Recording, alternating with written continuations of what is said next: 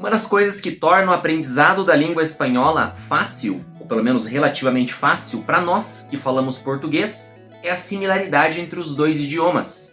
Isso eu já sei, você sabe, todo mundo sabe. Mas, ironicamente, essa similaridade também pode fazer com que isso se torne, em algum momento, algo desafiador. Isso é claro para você que é um aluno que quer aprender realmente a falar espanhol, não quer só se virar, né? Como diz, não quer só falar portunhol, digamos assim.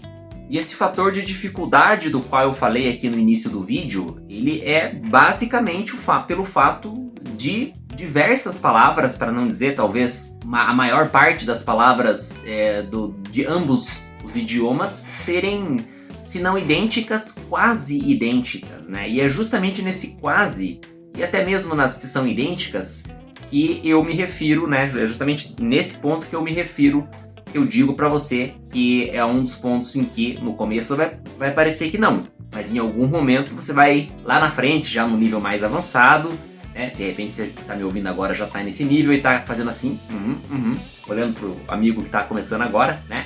Então me ajuda aí, né? A reforçar essa informação aí para quem tá chegando no estudo do idioma agora. Mas, justamente por essa similaridade entre os dois idiomas, que lá na frente se torna difícil, porque você vai olhar em algum momento, né, e vai falar, pô, será que essa palavra aqui é de fato em espanhol? É assim mesmo? Ou o meu cérebro tá me enganando, né? Tá me levando a crer que é por conta do português, é claro, né? Então eu preparei, né, algumas palavrinhas, uma lista de palavrinhas aqui para você ver, tomar ciência, né, do quão parecidas elas são, mas ao mesmo tempo elas possuem uma diferença significante, seja por uma letra a mais ou a menos, ou até duas letras a mais ou a menos, enfim, que você olha e fala, é o tipo de palavra que você olha e fala, caraca, não imaginava que seria dessa forma essa palavra.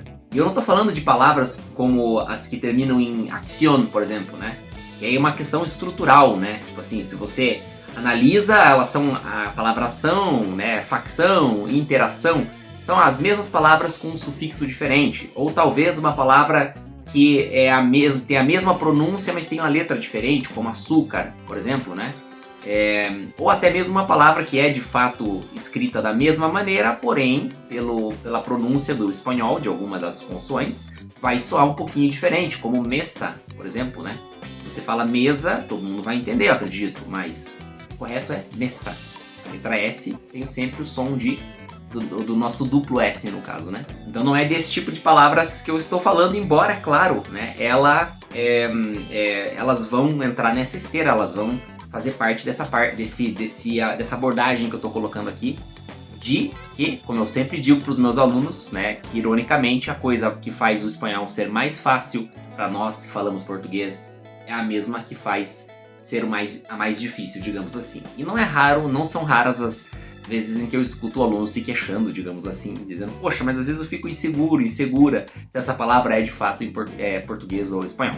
E é claro, a solução para isso não vai ser ver esse vídeo, é claro, eu não vou mentir para você, evidentemente.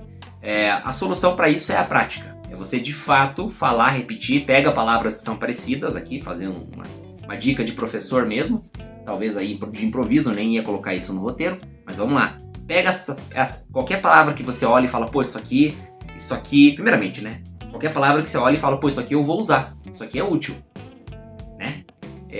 E daí, em segundo lugar, pô, isso aqui é muito parecido ou idêntico, de alguma maneira, seja na pronúncia, seja na escrita, seja em ambas, com a língua portuguesa. Então, eu vou praticar essas palavras. Eu vou pedir pro ChatGPT criar 20 frases contendo essas palavras nelas para mim, em espanhol. Eu vou lê-las em voz alta, e vou, dessa maneira, internalizando o seu significado. Bum! Mais dia, menos dia, você não vai ter nenhuma dificuldade em saber que mesa, em português, é mesa em espanhol, e assim por diante. Mas é claro, retomando, tem algumas palavrinhas que realmente, toda vez que você vir essas palavrinhas, aprender, ler, ouvir, enfim, essas palavrinhas, você vai olhar e falar, caramba, é só um detalhezinho de diferença, né? Às vezes é na fala mesmo que você percebe, e às vezes não é na fala, como algumas que você vai ver aqui nessa lista, né? Na escrita você percebe a diferença. Então eu quero que você comece, se você pretende seguir esse conselho que eu dei, já começa com essa lista que eu vou trazer agora, neste exato momento. Maniobra.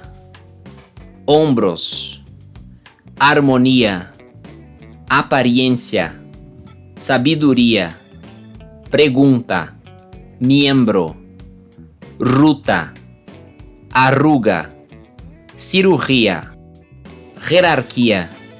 E por último, quero deixar um bônus, que na verdade é algo que eu ouvi de um colega faz alguns anos já, professor de espanhol também, venezuelano, e ele me chamou a atenção para um seguinte fator, um ponto que eu não havia me atentado até então, apesar de já falar espanhol há alguns anos, já estudar, já até estar lecionando, mas ele me trouxe a atenção um seguinte ponto que eu quero compartilhar com você, aqui como um bônus, digamos assim, deste vídeo, que é a questão do número 6.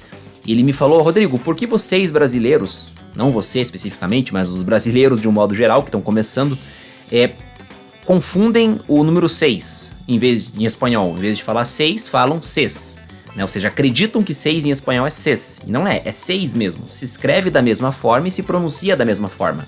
Por exemplo, o aluno brasileiro vai falar 16, né? E fala 16, ou 26, 26. Ele insiste em ocultar, em tirar essa letra I do meio que existe, assim como em português.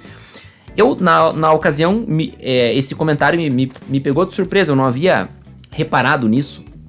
Mas depois, com o tempo, né, nas minhas próprias aulas ali também, comecei a perceber que isso é verdade. Então, de fato, os brasileiros, principalmente os que estão no começo, é claro, e alguns até que já em nível mais avançado, parecem meio que ter uma resistência em acertar o número 6 em espanhol, que ironicamente é exatamente o mesmo do que em português, né?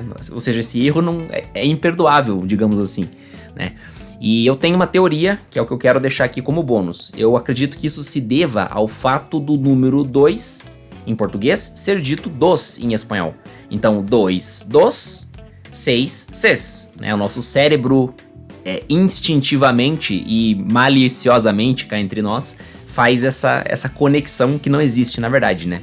Claro, 2 de fato em espanhol é dos, só que 6 em espanhol continua sendo 6. Então guarda essa dica bônus e extra aí do vídeo. E aí, esse vídeo ajudou você?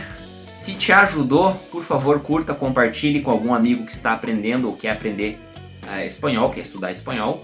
E eu vejo você aqui mesmo, nesse mesmo canal, no nosso próximo vídeo, na semana que vem.